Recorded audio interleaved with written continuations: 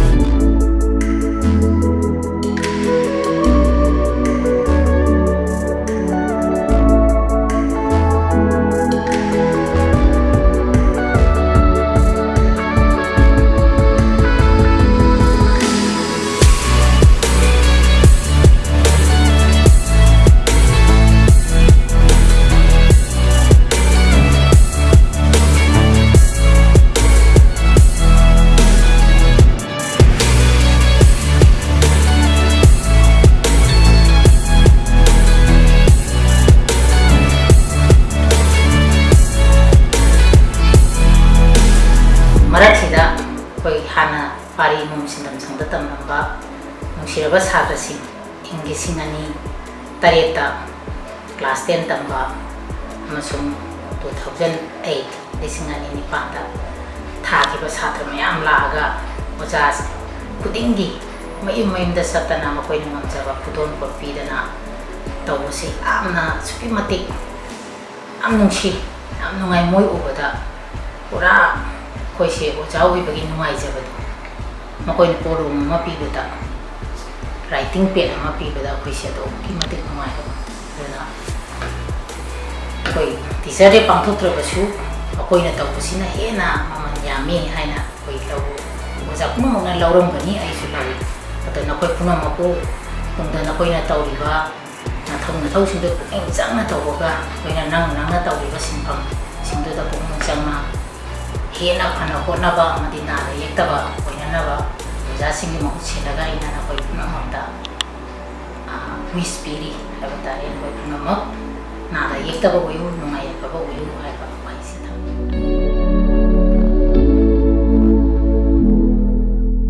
ꯉꯁꯤ ꯁꯦꯞꯇꯦꯝꯕꯔꯒꯤ ꯇꯥꯡ 13 ꯃꯥꯒꯤ ꯅꯨꯃꯤꯠ 2020ꯒꯤ ꯅꯨꯃꯤꯠ ꯑꯁꯤꯗ ꯑꯩꯈꯣꯏ ꯍꯥꯟꯅ ꯄꯥꯔꯤ ꯏꯃꯣꯝ ꯁꯤꯟꯗꯝ ꯁꯟꯂꯥꯡꯖꯤꯡ ꯍꯥꯏ ꯁ꯭ꯀꯨꯜꯗ ꯇꯝꯃꯤꯟꯅꯔꯛꯄ ꯏꯃꯥꯟꯅꯕꯤ ꯃꯌꯥꯝ ꯄꯨꯟꯁꯤꯟꯖꯔꯒ ꯑꯣꯖꯥꯁꯤꯡꯒꯤ ꯃꯐꯝꯗ ꯑꯩꯈꯣꯏꯒꯤ ꯇꯤꯆꯔ ꯗꯦꯒꯤ ꯌꯨꯝꯖꯥꯎꯗ ꯈꯨꯗꯣꯜ ꯇꯝꯖꯔꯨꯕꯅꯤ ꯍꯥꯏꯔꯤꯕ ꯑꯩꯈꯣꯏ ꯏꯃꯥꯟꯅꯕꯤ ꯍꯥꯏꯕꯗꯤ 2007 ꯑꯃꯗꯤ 2008ꯀꯤ ꯕꯦꯁꯁꯤꯗ ꯇꯝꯃꯤꯟꯅꯔꯛꯄ ꯏꯃꯥꯟꯅꯕꯤ ꯃꯌꯥꯝ ꯄꯨꯟꯁꯤꯟꯖꯔꯒ ꯊꯝꯖꯕ ꯈꯨꯗꯣꯜ ꯈꯔ ꯑꯣꯖꯥꯒꯤ ꯌꯨꯝ ꯆꯠꯇꯨꯅ ꯁꯔꯄ꯭ꯔꯥꯏꯖ ꯑꯣꯏꯅ ꯈꯨꯗꯣꯜ ꯇꯝꯖꯔꯨꯕꯁꯤꯗ ꯑꯣꯖꯥꯅꯁꯨ ꯑꯩꯈꯣꯏꯗ ꯌꯥꯝ ꯅꯨꯡꯉꯥꯏꯕ ꯐꯥꯎꯏ ꯑꯗꯨ ꯅꯨꯡꯁꯤꯕ ꯐꯥꯎꯏ ꯑꯩꯈꯣꯏꯅꯁꯨ ꯇꯝꯖꯔꯨꯕ ꯑꯩꯈꯣꯏꯅꯁꯨ ꯌꯥꯝꯅ ꯑꯣꯖꯥꯒꯤ ꯃꯐꯝꯗ ꯅꯨꯡꯉꯥꯏꯕ ꯐꯥꯎꯏ ꯑꯗꯨꯒ ꯑꯣꯖꯥꯁꯤꯡꯕꯨ ꯄꯤꯅꯤꯡ ꯀꯥꯏꯅꯤꯡꯗꯅ ꯑꯩꯈꯣꯏ ꯇꯨꯡ ꯀꯣꯏꯅ ꯄꯨꯟꯁꯤ ꯁꯥꯡꯕ ꯑꯣꯏꯔꯁꯅꯨ ꯍꯥꯏꯕꯗꯨ ꯑꯩꯈꯣꯏꯒꯤ ꯁꯤꯟꯖ ꯂꯥꯡꯖꯔꯤꯕ ꯑꯩꯈꯣꯏꯒꯤꯁꯨ ꯊꯝꯖꯒꯦ ꯑꯣꯖꯥꯒꯤ ꯃꯐꯝꯗ ꯃꯁꯤꯗꯩꯗ ꯑꯩꯈꯣꯏꯒꯤ ꯁꯤꯟꯖ ꯂꯥꯡꯖꯔꯤꯕ ꯑꯁꯤꯗ ꯑꯩꯈꯣꯏ ꯏꯃꯥꯟꯅꯕꯤꯁꯤꯡꯅ ꯍꯥꯏꯕꯗꯤ ꯃꯣꯔꯦꯜꯂꯤ ꯐꯤꯖꯤꯀꯦꯜꯂꯤ ꯐꯥꯏꯅꯥꯟꯁꯤꯌꯦꯜꯂꯤ ꯃꯇꯦꯡ ꯄꯥꯡꯕꯤꯕ ꯃꯌꯥꯝꯕꯨ ꯁꯤꯟꯖ ꯂꯥꯡꯖꯔꯤꯕ ꯑꯩꯈꯣꯏ ꯈꯔꯅꯁꯨ ꯊꯥꯒꯠꯄ ꯐꯣꯡꯗꯣꯛꯆꯔꯤ ꯂꯣꯏꯅꯅ ꯑꯩꯈꯣꯏꯒꯤ ꯁꯤꯗꯩꯗ ꯌꯥꯎꯕ ꯉꯝꯖꯍꯧꯗ꯭ꯔꯕ ꯍꯥꯏꯕꯗꯤ ꯑꯩꯈꯣꯏꯅꯁꯨ ꯄꯥꯎ ꯐꯥꯎꯕꯗ ꯈꯤꯇꯪ ꯈꯨꯗꯣꯡ ꯆꯥꯈꯤꯗꯕ ꯂꯩꯔꯤꯕ ꯏꯃꯥꯟꯅꯕꯤ ꯃꯌꯥꯝ ꯑꯃꯁꯨ ꯌꯥꯎꯔꯤ ꯄꯥꯎ ꯉꯁꯤ ꯄꯥꯡꯊꯣꯛꯂꯤꯕ ꯁꯨꯃꯥꯏꯅ ꯂꯥꯛꯀꯗꯕ ꯆꯍꯤ 2021ꯗꯁꯨ ꯏꯃꯥꯟꯅꯕꯤ ꯃꯌꯥꯝ ꯄꯨꯟꯁꯤꯟꯖꯗꯨꯅ ꯉꯁꯤ ꯄꯥꯡꯊꯣꯛꯂꯤꯕꯗꯒꯤ ꯍꯦꯟꯅ ꯆꯥꯎꯕ ꯑꯣꯖꯥꯁꯤꯡꯒꯤ ꯅꯨꯃꯤꯠ ꯑꯁꯤꯕꯨ ꯄꯥꯡꯊꯣꯛꯃꯤꯟꯅꯁꯤ ꯍꯥꯏꯅ ꯑꯔꯣꯏꯕ ꯃꯛꯇꯗ ꯃꯌꯥꯝ ꯄꯨꯝꯅꯃꯛꯄꯨ ꯊꯥꯒꯠꯄ ꯐꯣꯡꯗꯣꯛꯆꯔꯤ